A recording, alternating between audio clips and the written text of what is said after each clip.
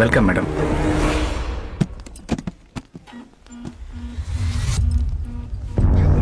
Everything is clear, sir. I know. சிட்டு சும்மா chicken இருக்கு.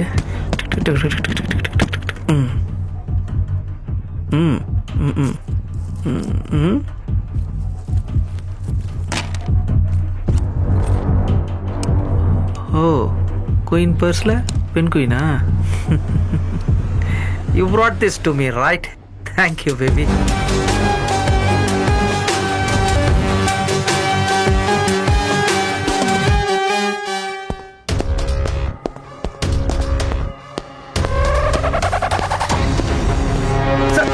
Sir 5000 kilometre தாண்டி பத்திரமா எடுத்துட்டு வந்திருக்கா. ஒரு 5 கிலோமீட்டர் ஒரு நாள் எடுத்துட்டு வர முடியல. பேசியானீங்களா சார்? நம்மளுக்கு 4 பேர் அமிச்சு அவனை போட்டு பொம்மை எடுத்துட்டா ஏன் எல்லாரும் உள்ள போலான்றியா? Sorry sir, sorry sir. இல்ல இதை வேற மாதிரி தான் பிளான் பண்ணணும்.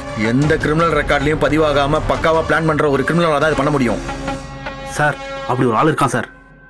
சார் அவன் ஒஸ்ட்லே தி பெஸ்ட் சார். அவன் வாய் பொய்யை தவிர வேற எதுவும் பேசாது. ஆனா அவன் பேர்ல போலீஸ் ரெக்கார்ட்ல எந்த கேஸும் இல்லை சார். அவன் அடிக்கடி ஒரு தத்துவம் சொல்லுவான் சார். எப்பொருள் யார் யார் வாய் கேட்பினும் அப்பொருள் மெய்ப்பொருள் காண்பது அறிவு. ஏமாத்திட்டான்றீங்க. அப்படி என்னதான் ஏமாத்தினான் இவன்? எவனாச்சும் தெளிவா சொல்லி தொலைங்கயா. சொல்றத வந்திருக்கிற அனைவருக்கும் என்னுடைய வணக்கம். உங்க எல்லாருக்கும் ஆனந்தமான வாழ்க்கை அமைய என்னுடைய வாழ்த்துக்கள். இந்த உலகத்துல ஏமாத்துறது எவ்வளவு பெரிய தப்போ அதை விட பெரிய தப்பு ஏமாறுறது. நாம நல்லதையே செய்வோம், உண்மையை பேசுவோம். இந்த உலகம் இப்படி மாறினதுக்கு பல விஷயங்கள் காரணமா இருக்கலாம். என்ன பொறுத்த வரைக்கும் முக்கியமான காரணம் ஆப்பிள். அதுவும் ஒரு ஆப்பிள் இல்ல, 3 ஆப்பிள். ஏதன் தோட்டத்துல ஏவாள் கடிச்ச அந்த ஆப்பிள் முதல் ஆப்பிள். 2வது ஆப்பிள் நியூட்டன் தலையில விழுந்த அந்த ஆப்பிள். 3வது ஆப்பிள் ஸ்டீவ் ஜாப்ஸ் கண்டுபிடிச்ச இந்த ஆப்பிள். நான் எப்படி இந்த ஆப்பிளோட ஆடிக்காரோட சந்தோஷமா வாழணும், அது மாதிரி நீங்களாம் வாழணும். செலவே இல்லாம உங்களை நான் வெளிநாட்டுக்கு அனுப்ப போறேன். அங்க என்ன விட வசதியா நீங்க வாழணும், அதை என் கண்ணால பார்க்கணும். பெரியவரே, அவரை உட்கார சொல்லுங்க. நீங்க இப்ப இருக்கீங்களா இந்த மனநிலை? 10 வருஷம் முன்னாடி நானும் அந்த மனநிலையில தான் இருந்தேன். தெரு தெருவா அலைஞ்ச, சரியான வேலை எங்கேயுமே கிடைக்கல. மளிகை கடையில வேலை செஞ்சேன், பெட்ரோல் பங்க்ல வேலை செஞ்சேன். ஸ்டீல் பாத்திர சாம ஜாடி அப்படின்னு கூன தெரு தெருவா வீடு வீடா போய் கார் கழுவுனேன். நான் கார் கழுவுற அந்த திறமையை பார்த்து ஒரு மகான் என் வாழ்க்கையில வந்தார். அந்த மகான் தான் இவரு. பார்க்க ஒரு சாதாரண ஆள் மாதிரி இருக்காருன்னு யோசிக்கிறீங்களா? மனிதராய் பிறந்த தெய்வம். என்ன மட்டும் இல்ல, பல பேரை வாழ வச்ச மனுஷன். இவரோட ஆசீர்வாதத்துல தான் நான் வெளிநாடு போனேன். எக்கச்சக்கமா சம்பாதிச்சேன். பல பேரை வெளிநாட்டுக்கு அனுப்பிச்சேன். இப்போ 10 லட்சம் பேர் அனுப்பணும். அவங்க எல்லாம் சந்தோஷமா வெளிநாட்டுல வேலை செய்யணும். அதை என் கண்ணால பார்க்கணும். அதுதான் என்னோட லட்சியம். சார், எங்களெல்லாம் வெளிநாட்டுக்கு வேலைக்கு அனுப்புறேன்னு சொல்றீங்களே, அப்பனா எங்க கிட்ட கொஞ்சம் கூட காசு வாங்க மாட்டீங்களா? யார் சொன்னாங்க நான் காசு வாங்க மாட்டேன்னு? நிச்சயமா வாங்குவேன். இந்த உலகத்துல காசு இல்லாம ஒரு காரியம் நடக்கும்னு யாராவது சொன்னாங்கன்னா அவங்கள தயவு செஞ்சு நம்பாதீங்க. அது உண்மையாவே போய் நான் கண்டிப்பா உங்ககிட்ட காசு வாங்குவேன். எப்போ வாங்குவேன்னா, நீங்கள்லாம் வெளிநாட்டுக்கு போய் மாசம் மாசம் சம்பளம் வாங்குவீங்கல்ல, அதோட முதல் மாச சம்பளத்தை உங்க அப்பா அம்மாக்கு அனுப்புங்க, உங்க மனைவிக்கு அனுப்புங்க. 2வது மாச சம்பளத்தை உங்களோட சகோதர சகோதரிகளுக்கு அனுப்புங்க. 3வது மாச சம்பளத்தை உங்க பாய் ஃப்ரெண்டுக்கு அனுப்புங்க, உங்க கேர்ள் ஃப்ரெண்டுக்கு அனுப்புங்க. அந்த 4வது மாச சம்பளம்னு ஒண்ணு இருக்குல்ல, அதத்தான் நான் உங்ககிட்ட ஃபீஸா கேட்க போறேன். கொடுப்பீங்களா? நான் கொடுப்பேன். என்னுடைய மனப்பூர்வமா உங்களுக்கு எந்த செலவுமே இல்லாம நான் உங்களை வெளிநாட்டுக்கு அனுப்பத்தான் போறேன்.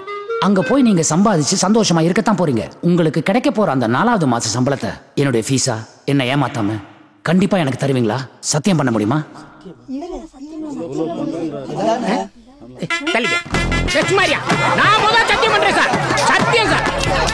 பால்ல சத்தியம் பண்ணி அவங்க ஒண்ணு ஏமாத்தினாங்களா? ஆமா சார். புரியலையே. இந்த ரோட்ல ஸ்ட்ரைட்டா போய் வலது பக்கம் திரும்பினீங்கன்னா அங்க ஒரு ரவுண்டானா இருக்கும். அந்த ரவுண்டானா கார்னர்ல டிமிக்கி கிளினிக்னு ஒரு கிளினிக் இருக்கு. அங்க மயில்சாமின்னு ஒரு டாக்டர் இருக்காரு. அவர்கிட்ட ஃபுல் பாடி செக்அப் பண்ணிட்டு அவரோட சர்டிபிகேட்டை மட்டும் இங்க வாங்கி போட்டீங்கன்னா மத்ததெல்லாம் நான் பாத்துக்கிறேன். நல்லா மூச்சு இழுத்து விடுங்க, உள்ள விட்டு வெளியில எடுங்க. மேல முடியாதுமா. உங்களால முடியும், வயசாகல. போலாம் போமா. வணக்கம். ஆமா, என்ன பார்க்க ஒரு மாதிரி இருக்கிறியே, சுகரா? அதெல்லாம் ஒண்ணே இல்ல, சும்மா லைட்டா பாடு. மொத்தம் எத்தனை பேர் வந்தாங்க? 1080 பேர் வந்துக்கிறாங்க. நானே ஃப்ராடு என்னாண்டியாவா? 1372 பேர் வந்தாங்கல்ல. இதெல்லாம் கரெக்டா கேளு. எல்லா டெஸ்ட் எடுக்கிறது நானு. எனக்கு 1000 ரூபாய். எதுவுமே பண்ணாத உனக்கு கமிஷன் மட்டுமே 4000 ரூபாவா? இது நியாயமா? நியாயம் இல்லதான். அடுத்த தடவையிலேருந்து 4000 பேருக்கு மேல வருவானுங்க. நான் வேணா ஒண்ணு பண்ணிட்டா, கிளீனிங்க மாத்திட்டா. கங்கா கிளீனிக்ல கூப்பிட்டுக்கிறாங்க, தலைக்கு 500 ரூபாய் போகுதுனாங்க. பரவாயில்லையா சார் சார் சார் சார் நான் இது காமெடிக்கு சொன்னேன் சார். காமெடி ஏன் முக்காமுடின்னு வச்சுக்கேன். இந்த பார், சிரிப்பு வர்ற மாதிரி காமெடி பண்ணும். துட்ட குடியா எடுத்துக்கங்க. பாக்கி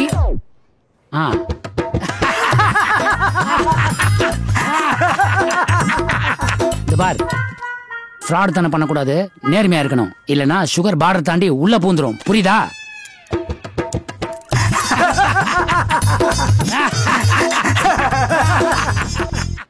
நீங்க ஏமாத்தினீங்கன்னு இவன் சொல்றான், இவன் ஏமாத்தினான்னு நீங்க சொல்றீங்க.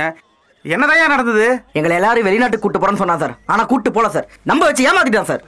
சார் எங்க எல்லாரும் வெளிநாட்டு வேலைக்கு கூட்டு போறேன்னு சொல்லி பாடி செக்அப் பண்ண வச்சா சார். சார் வெளிநாட்டுக்கு மேன் பவர் அனுப்புற கான்ட்ராக்ட் என்கிட்ட இருக்கு சார். மொத்தம் 1372 பேர் வந்தாங்க சார். அதுல 30 பேருக்கு மட்டும்தான் சார் பிசிக்கல் எலிஜிபிலிட்டியா இருக்கு. மத்தவங்களுக்குலாம் வியாதி சார், பலதரப்பட்ட வியாதி சார்.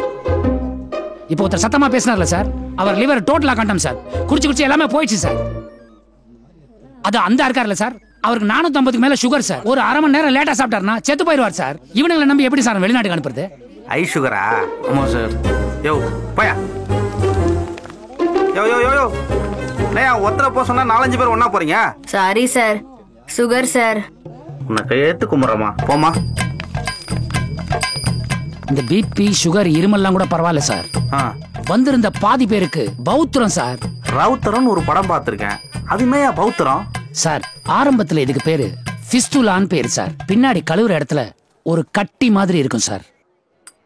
இது கொஞ்சம் கொஞ்சமா கடுக்கும் சார். கடுக்குமா? ஆனா அது அப்படியே இருக்கும் சார். அது நாளடைவுல வளர்ந்து நாலாபுரமும் தான் கிளைய பரப்பும் சார். அதான் சார் மூலத்தோட முதல் படி சார். இந்த வியாதி வந்தவங்க ஒரு மாதிரி சாஞ்சு நிப்பாங்க சார். நம்ம கான்ஸ்டபிள் நிக்கிறார்ல சார், அவர் மாதிரி தான் சார். மிச்சத்தை உட்கார்ந்து சொல்லட்டுமா சார்? அப்படிப்பட்ட வியாதி இருக்கிறவங்களுக்கு ஆசன வாயில வீக்கம், ரத்த கசிவு, அரிப்பு கூட ஏற்படலாம் சார். வெளிமூலம் உண்டாகி ரத்த குழாய்கள் வெடிச்சு ரத்த கட்டிகளா மாறும் சார். அதுக்கு பேர் தான் சார் பௌத்திரம், த்ராம்போஸ், ஹெமராய்ட்ஸ். அதுதான் சார் ஆங்கிலத்துல பேரு. இந்த வியாதி வந்தவங்களாம் நேரா உட்கார முடியாது சார். ஒரு மாதிரி ஷேப்ல தான் சார் உட்காருவாங்க. யோ போயா, எல்லாரும் போயா, போயா வெளியே. நீ உட்காரியா, உட்காரியா. யாரா ஓனா மாதிரி தலையை தூக்கி நிக்கிறான்? சார் சார் சார், உனக்கு என்னையா? மென்டல் ஹாஸ்பிடல்ல தப்பிச்சு வந்து ரோட்ல இருக்கிற நாய் கஷ்டம் சார். நாயை இவன் கடிச்சானா? நாய் இப்ப சீரியஸா இருக்கு சார். யோ கூட்டு போங்க. ஏய் தூக்குங்க இவனை. எவனையாவது கடிச்சிட போறான் சார். நான் வேணா கிளம்பட்டுங்களா? இரியா, உன் மேல டவுட் இருக்கு. ஏய் எதுக்கு சும்மா 99 ஃபோன் பண்ணிட்டு இருக்க? அதான் வரேன்னு சொல்றான்ல. ஏங்க யாரோ அறிவா 1 லட்சம் ரூபாய் கொடுத்துட்டு இருக்காரு, வாங்கவா வேணாமா? இரு இரு இரு. என்னையா?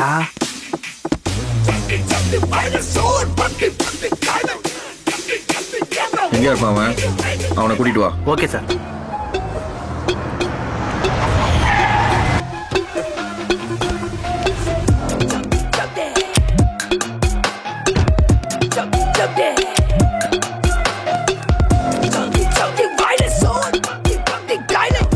சார் 4 பேர்ல யாருன்னு சொன்னீங்கன்னா? தாய்க்குளம் வருத்தப்பட்டா மனசு தாங்காது. அதனால 4 எடுத்துக்கிட்டா சார்.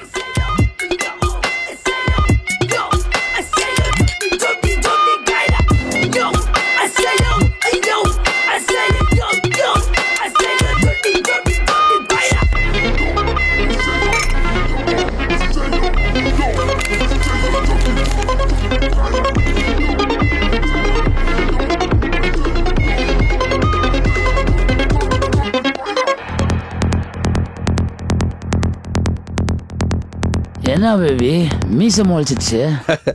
வாத்தங்கோ சொல்றேன் பேபி ஆசம் பேபி ஆசம்.